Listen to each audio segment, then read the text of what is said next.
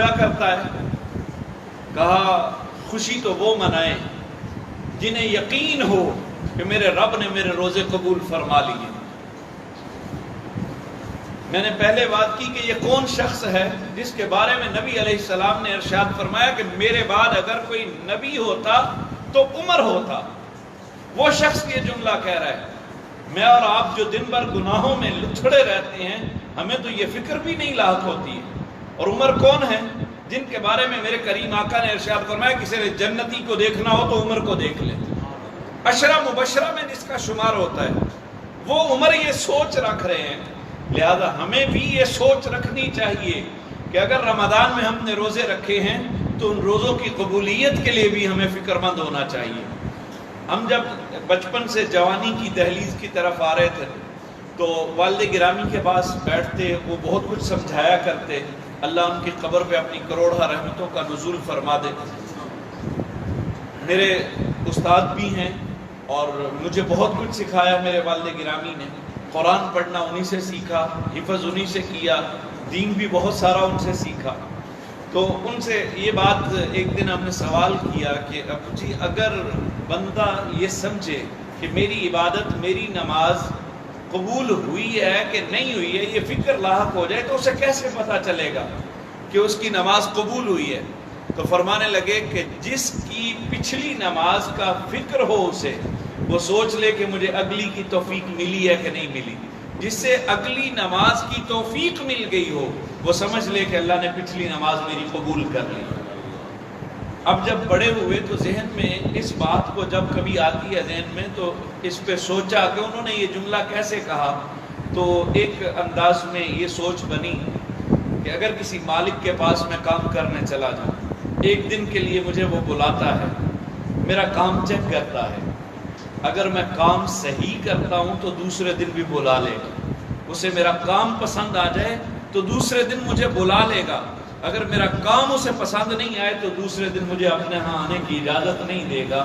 وہ مالک جو کل کائنات کا مالک ہے، وہ اپنے بندوں سے کہتا ہے خلوص کے ساتھ میری عبادت کرو، مجھے ضرورت نہیں ہے، لیکن اگر تمہاری عبادت سے میں راضی ہو گیا نا تو دوسری بار پھر بلا دوں گا۔ اور جسے وہ توفیق دے دے وہ سمجھ لے کہ اس نے پچھلی میری جو عبادت ہے وہ قبول کر لی ہے۔ بندہ سمجھتا ہے کہ میں نماز پڑھنے نہیں آتا ہوں نا، کئی بار یہ ہوتا ہے نا کہ جی ہم تو بس عید کے عید جاتے ہیں، جمعے کے جمعے جاتے ہیں، یہ انداز ہمارے بنتے ہیں، یہ ہمارے معاشرے میں اکثر جملے بھی سننے کو ملتے ہیں۔ لیکن میں اپنے استاذی گرامی پیرزادہ محمد رضا ثاقب مصطفی صاحب کا ایک جملہ آپ کے سامنے کوٹ کروں گا۔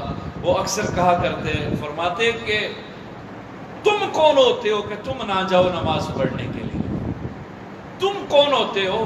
اور تمہیں تو گلی محلے کا کوئی کونسلر بلا لے نا تو تم پہنچے ٹانگے ہوئے بھاگتے ہوئے جاتے ہو۔ تمہاری کیا اوقات ہے کہ تم نہ جاتے، پوری کائنات کا خالق اور مالک بلاتا اور تم نہ جاتے، اور وہ تمہیں پسند ہی نہیں کرتا ہے اس لیے تم نہیں جا پا رہے ہو، وہ تمہیں بلاتا ہی نہیں ہے، اتنا ناراض ہے تم سے کہ وہ تمہیں قبول ہی نہیں کرتا۔ اگر وہ قبول کر لیتا تو یار ہمیں گلی محلے کا کوئی کونسلر بلا رہے نا، بڑے تو بڑے رہے نا، تو ہمارے جو ہے چاؤ اس وقت دید نہیں ہوتے ہیں، ہمارے انداز دیکھنے والے ہوتے ہیں۔ تو کہا اگر پوری کائنات کا مالک تمہیں بلائے اور تم نہ جاؤ، یہ ہو ہی نہیں سکتا ہے، تمہارے کرتوتوں کی وجہ سے وہ تمہیں پسند ہی نہیں کرتا ہے، اس لیے تم نہیں جا پا رہے ہو، تمہاری اوقات نہیں ہے کہ تم رک سکتے۔ تو میرے بھائیوں، ہماری عبادات اگر اس کے ہاں قبول ہیں تو ہمیں وہ دوسری بار بھی توفیق دے گا۔ اور رمضان کے روزوں کے حوالے سے اگر بات کرتا چلوں کہ یہ ہمارے قبول ہوئے یا نہیں ہوئے، رمضان کے روزے کس لیے اللہ نے ہمارے اوپر نازل کیے، ہمارے لیے فرض کیے، کس لیے کیے، ان روزوں کی فرضیت کی وجہ کیا ہے، اللہ نے قرآن میں واضح بیان کر دیا۔ یا ایھا الذین آمنوا کتب علیکم الصیام کما کتب علی الذین من قبلکم لعلکم تتقون۔ تمہارے اوپر یہ روزے ہم نے اس لیے فرض کیے کہ تم سے پہلوں پہ بھی کیے ہیں ہم نے، اور سب پہ ہم نے کس لیے کیے، لعلکم تتقون، کہ تم تقوی والے ہو۔ ہمیں تمہیں تقوی دینے کی ضرورت ہے، جس وجہ سے یہ روزے تمہارے اوپر فرض کیے ہیں کہ تم تقوی والے ہو جاؤ۔ اللہ کو ان روزوں کی ضرورت نہیں ہے، کہیں یہ گمان نہ ہو جائے کہ ان روزوں کی اللہ کو اس لیے ضرورت تھی کہ کوئی خزانے میں کمی آ گئی تھی کہ کہا ایک وقت کے کھانے چھوڑ دو، پورا دن بھوکے پیاسے رہو، پانی بچ جائے گا، کھانا بچ جائے گا، یہ چیزیں بچ جائیں گی۔ نہیں، اس لیے نہیں ہے۔ اس کے اگر خزانوں کی بات کرتے ہو تو اس کے خزانوں کا تو یہ عالم ہے۔ حضور نبی علیہ الصلوۃ والسلام نے ارشاد فرمایا، تم جتنے اس وقت روئے زمین پہ ہو سارے اکٹھے ہو جاؤ، تمہارے سے پہلے جو تھے وہ بھی سارے ایک میدان میں اکٹھے ہو جاؤ، تمہارے بعد جو آنے والے ہیں قیامت تک سارے ایک میدان میں اکٹھے ہو جاؤ، اور میرے رب سے اپنی منشا کے مطابق مانگو، جو جو تم چاہتے ہو سب کچھ مانگو، وہ سارا تمہیں عطا کر دے۔ اس کے بعد بھی اس کے خزانے میں اتنی کمی بھی نہیں ہے جتنی ایک سوئی کو دریا میں ڈبونے کے بعد باہر نکالنے سے ہوتی ہے۔ سوئی کے ساتھ جتنا پانی لگتا ہے کتنا تو لگتا ہے، کہا اتنی کمی بھی میرے مالک کے خزانوں میں نہیں ہوتی ہے، اس کے خزانوں میں کوئی کمی نہیں ہے۔ اس نے کہا میں تمہارے تقوی کے لیے تمہارے اوپر یہ روزے فرض کیے ہیں۔ اور اب اگر کوئی بندہ جانچنا چاہے نا کہ میرا تقوی ان روزوں کی وجہ سے کتنا مجھے میسر آیا، تو اس کے لیے سادہ سا چند جملوں کا جو ہے وہ کیلکولیٹر کا حساب ہے کہ اگر آپ دیکھنا چاہتے ہو کہ 30 دن روزے رکھے، 30 روزے تھے یہاں، 30 دن رکھ لیے میں نے، اب اپنے پیمانے سے تقوی پیمائش کرنا چاہتے ہو کہ کتنا ہے میرے پاس، تو اس تقوی کی پیمائش کا ایک ہی ذریعہ ہے کہ ان دنوں میں روزے اور تراویح کے علاوہ جو نیک اعمال تجھے میسر آتے رہے۔ یہ تو صرف رمضان کا خاصہ تھا نا کہ روزہ بھی ہے اور تراویح بھی ہے، باقی نیک اعمال تو ہر روز کیے جا سکتے ہیں نا۔ کہا اگر آپ جو ہے رمضان کے بعد بھی ان نیک اعمال میں کم از کم اپنے فرائض میں پختگی سے ادائیگی کر رہے ہو تو سمجھ لو تقوی میسر آ گیا۔ اور اگر رمضان گزرا، عید کا دن آیا، نہ فجر پڑھی، نہ ظہر پڑھی، نہ عصر پڑھی، نہ مغرب پڑھی، نہ عشاء پڑھی، کوئی نماز نہیں پڑھی ہے، تو سمجھ لو رمضان میں صرف تم بھوکے پیاسے رہے ہو، تمہیں تقوی میسر نہیں آیا۔ تقوی میسر آیا ہے اگر تو وہ تمہارے اندر نظر آئے گا، وہ تمہیں دوبارہ اسی لائن پہ رکھے گا جس پٹڑی پہ تم چڑھ چکے تھے، اور اگر نہیں چڑھے ہو تو پھر اپنی فکر کر لیجیے، اور اگر چڑھ گئے ہیں اور بار بار وہ نمازیں میسر آ رہی ہیں تو آپ لوگ مبارکباد کے مستحق ہیں، پھر صحیح معنوں میں مبارکباد کے مستحق ہیں کہ آپ نے واقعہ ہی وہ کر دکھایا جس کی اللہ نے ہمیں کہا تھا کہ یہ تمہیں دینا چاہتا ہوں، تم نے وہ لے لیا ہے۔ اللہ مجھے اور آپ کو اس کی توفیق دے دے۔ چند لمحے اور ہم انتظار کے لیے صرف گفتگو تھوڑی سی بڑھا لیں گے کہ اگر کوئی شخص آ رہا ہے تو رستے میں وہ پہنچ سکے۔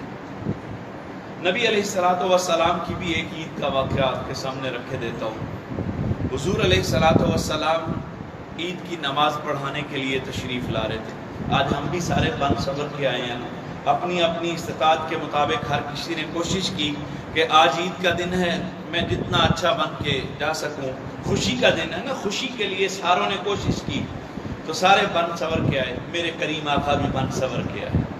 ذرا غور کیجئے، جو ساری کائنات کا حسن اپنے اندر سمائے رکھتے ہیں، جب وہ بن صبر کے آئے ہوں گے ان کے آنے کے انداز کیسے ہوں، پھر ساتھ اپنے دونوں نواسوں کو بھی لیا ہوگا، جن کے بارے میں آپ جانتے ہیں کہ جن کے تو جوڑے بھی جنت سے آیا کرتے تھے۔ حسنین کریمین کو حضور نے ساتھ لیا ہوا، حضور آ رہے ہیں، حضور کی نظر رستے میں ایک بچے پہ پڑی۔ اس بچے کو جب میرے کریم آقا نے دیکھا نا تو حضور علیہ الصلوۃ والسلام کی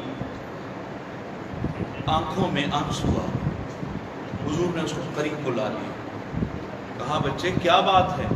سارے بچے، کوئی عیدگاہ میں جا رہا ہے، کوئی ہنس رہا ہے، کوئی کھیل رہا ہے، کوئی کسی انداز میں ہے، تجھے کیا ہوا کہ تو یہاں بیٹھا رو رہا ہے؟ بچے نے عرض کی یا رسول اللہ، میرے ماں باپ آپ پہ قربان ہو، حضور نہ ماں ہے نہ باپ ہے، ماں بھی نہیں ہے اس دنیا میں، باپ بھی نہیں ہے، تو حضور کوئی سہارا دینے والا نہیں تھا، اس لیے آج یہ کیفیت بن گئی۔ حضور نے کہا میرے ساتھ آؤ۔ حضور علیہ الصلوۃ والسلام نے اپنے ساتھ لیا، ساتھ لے کے نبی علیہ الصلوۃ والسلام حضرت فاطمہ کے گھر آئے۔ جب حضور وہاں پہنچے تو کہا فاطمہ جیسے اپنے بیٹوں کو تیار کیا ہے نا، ایسے ہی اس کو بھی تیار کرو۔ اس بچے کو جب تیار کر لیا گیا تو میرے حضور نے ارشاد فرمایا تیری ماں بھی نہیں ہے، تیرا باپ بھی نہیں ہے نا، بتا اگر فاطمہ تیری بہن لگے، عائشہ تیری ماں لگے، میں محمد تیرا باپ لگوں، پھر خوش ہے؟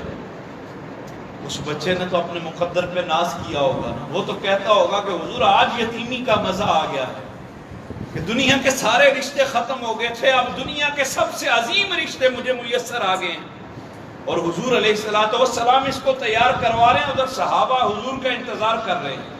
تو حضور علیہ السلام نے اس بات کی پرواہ نہیں کی کہ صحابہ عیدگاہ میں میرا انتظار کر رہے ہیں، نہیں، حضور نے کہا اس یتیم کے لیے تقریب کا معاملہ کرنا ہے، اس کی عزت اور اس کے دل کا جو ڈھارس بندانی ہے، اس کے لیے میں نے کوشش کرنی ہے۔ اور حضور علیہ السلام نے وہ کر کے دکھائی ہمیں۔ پھر حضور نے ایک سائیڈ پہ حسنین کریمین کو لگایا، ایک سائیڈ پہ اس کو لگایا، اس کو لے کے حضور جب عیدگاہ میں پہنچے ہوں گے، صحابہ کی نظریں جب اس بچے کو دیکھ رہی ہوں گی، مجھے بتائیے وہ بچہ کیا زبان حال سے کہہ نہ رہا ہوگا کہ یتیم تو تھا پر آج یتیمی کا مزہ آ گیا، جو نظریں رسول اللہ کو دیکھنے کے لیے بےتاب تھیں، آج وہ نظریں مجھے بھی دیکھ رہی ہیں، کہ ہر کوئی مجھے دیکھ رہا ہے کہ میں عیدگاہ میں آ رہا ہوں، جسے گلی میں پڑے ہوئے کو بھی کوئی نہیں پوچھ رہا تھا۔